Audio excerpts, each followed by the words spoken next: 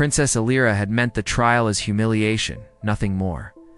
The human envoy had refused her father's tribute, refused the jeweled robes, refused even the ceremonial kneel.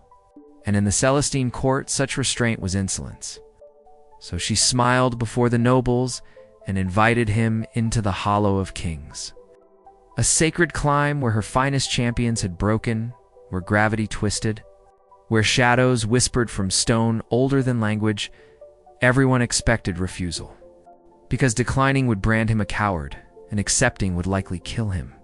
Yet the human only looked toward the Black Mountain and asked whether anyone had returned from the deepest chamber alive. The court laughed. Illyra leaned forward on her throne and answered.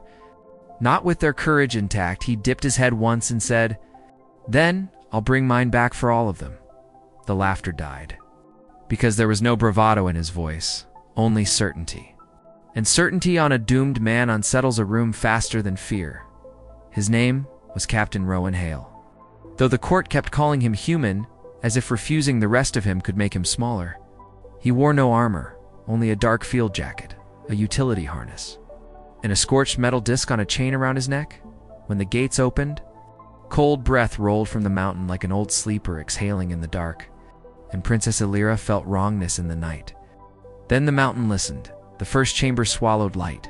The second bent sound until footsteps came back from the wrong direction.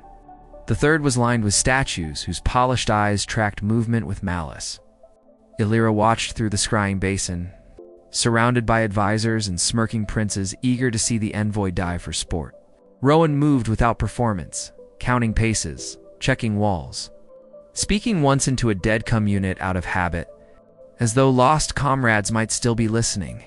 Then the hollow began what it always did. It reached for the mind. Visions rippled across the basin. Burning cities, ruptured hulls, children calling through smoke. Soldiers screaming in broken corridors. Rowan stopped with one hand against the wall, jaw clenched so hard blood touched his lip. One prince laughed and said the human would beg within minutes. But Rowan only shut his eyes and whispered, "I remember. Keep going." Then he stepped forward, carrying memory like weight instead of surrender. The basin cracked across its silver rim. Every scholar froze, because the hollow had never reacted to anyone before.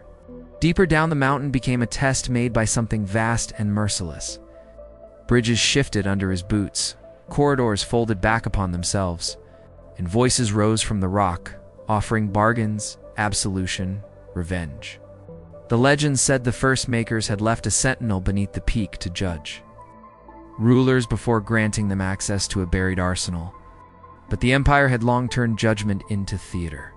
Now the machine was waking under a human heartbeat. And for the first time in generations, the trial was no longer performance. It was verdict. Then the dead started speaking.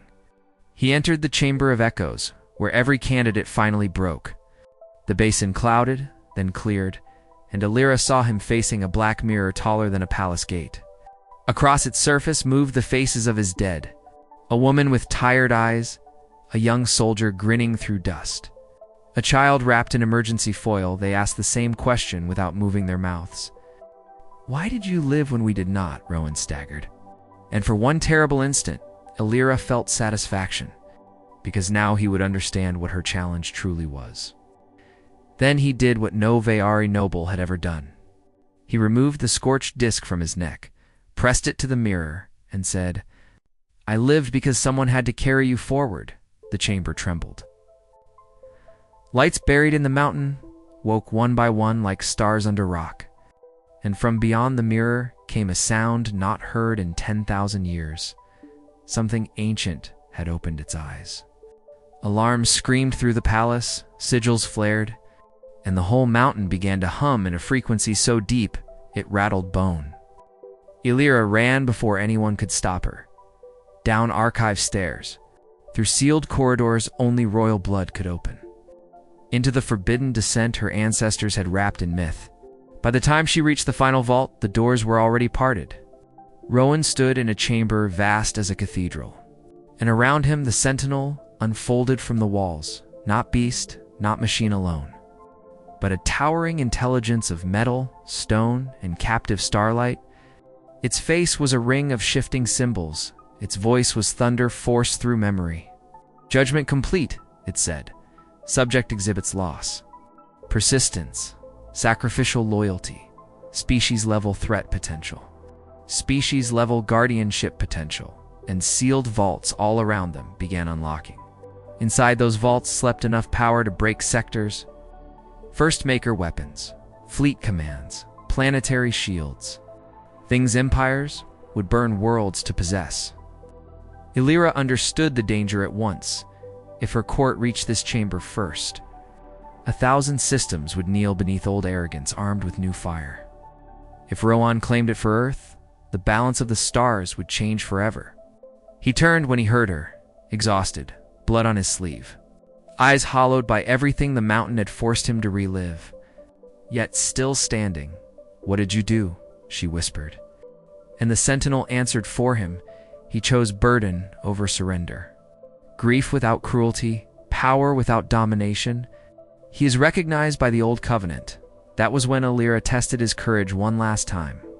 She stepped between him and the opening arsenal and asked, "Human, if all this power answered to you, what would you do?" Rowan looked at the vaults, then at her, and there was no hunger in him. No triumph, only steadiness. "I would lock it away again," he said, "and stand in front of it until better people are born." The sentinel went silent, then lowered itself to one knee. The whole mountain bowed with it. Above them, the palace trembled as ancient systems passed over every royal line and chose a stranger from a world of storms. In that moment, Princess Illyra saw the truth her bloodline had spent centuries avoiding. Humanity was most terrifying not when it conquered, but when it refused to. Because only a species that could carry grief like iron, hold fury on a leash, and still choose to protect what it could easily rule, was worthy of waking the ancient things sleeping beneath the stars.